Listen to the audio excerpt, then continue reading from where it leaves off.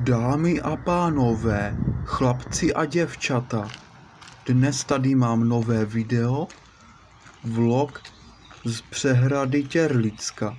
Šel jsem na procházku se psem tak daleko. Pokud se vám tohle video líbí, dejte like, odběr a zvoneček, aby vám neuniklo další nové video. Také napište komentář, budu za to moc rád.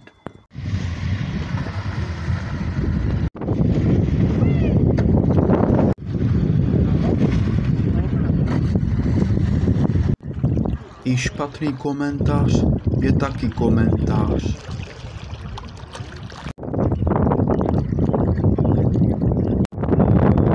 V ten den začalo pršet. Sice jen na chvilku, ale pršelo.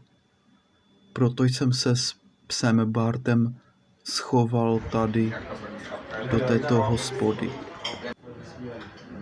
Pes Bart rád sedí u stolu, protože je civilizovaný a rád pije pivo. Potom už přestalo pršet a šel jsem pak se psem zase ven. Bylo tam dokonce i více psů.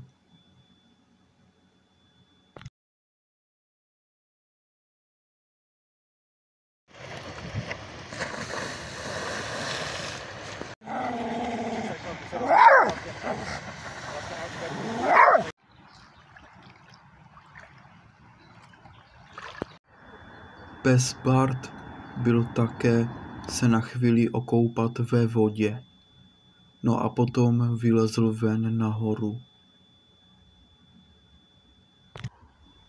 Rád se šel také proběhnout bez vodítka.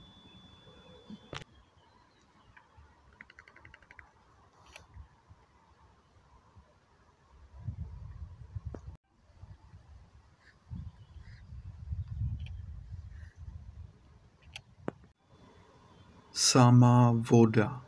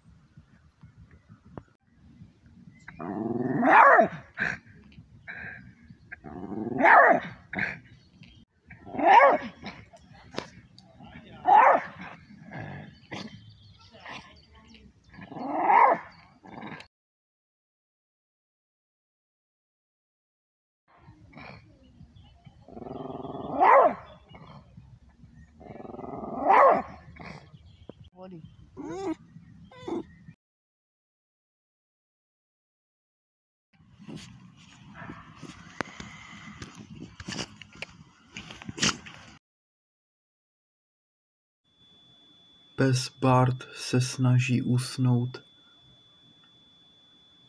ve stoje.